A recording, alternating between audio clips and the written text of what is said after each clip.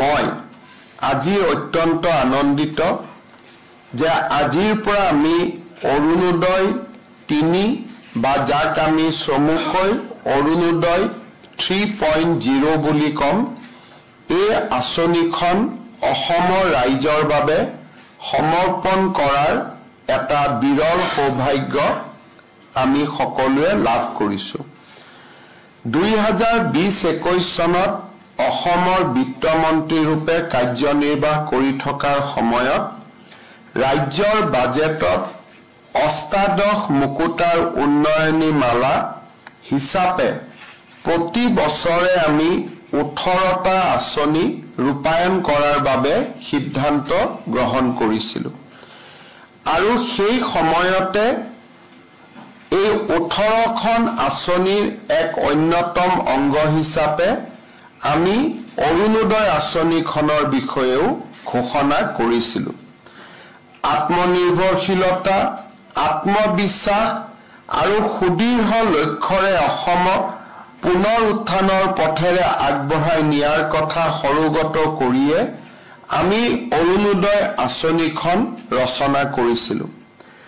অৰুণোদয় আঁচনিখন অষ্টাদশ মুকুতাৰ উন্নয়নীমালাৰ সবাতোকৈ আকৰ্ষণীয় মুকুতা হ'ব পবিত্ৰ সদনৰ মজিয়াত ঘোষণা কৰা সকলো আঁচনিৰ ভিতৰত এই আঁচনিখনেই হ'ব সবাতোকৈ শক্তিশালী আঁচনি এই ধৰণে 2020-21 চনত মই অৰুণোদয় আঁচনিখনৰ কথা বৰ্ণনা কৰিছিলো আমি আৰম্ভ কৰিছিলো অৰুণোদয় আঁচনিখন আৰু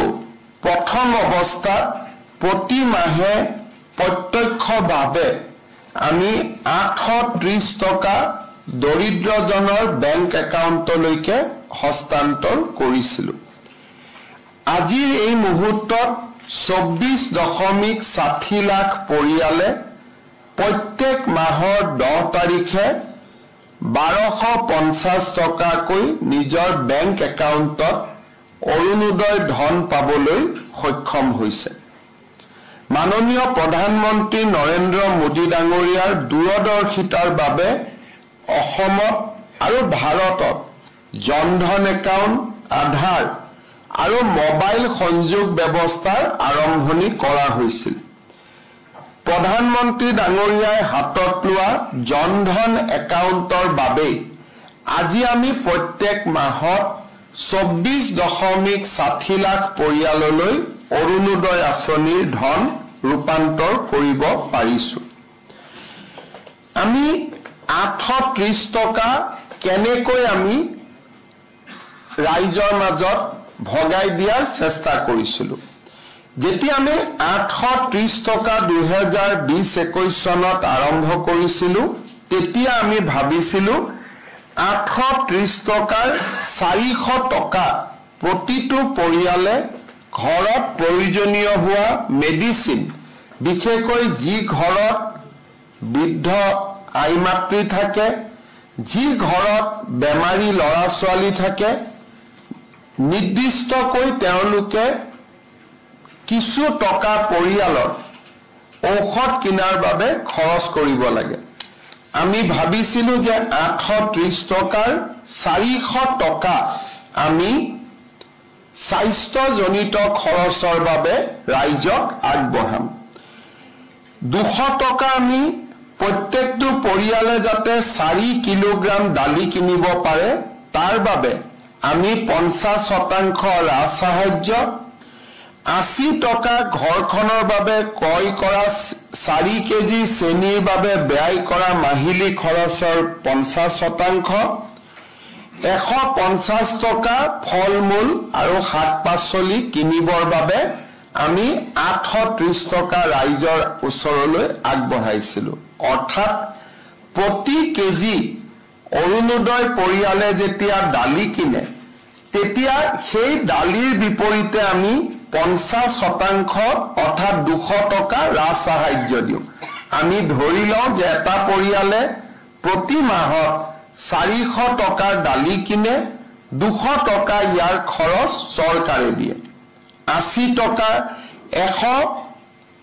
60 টকাৰ তেওঁলোকে চেনি কিনে তাৰ 50% অৰ্থাৎ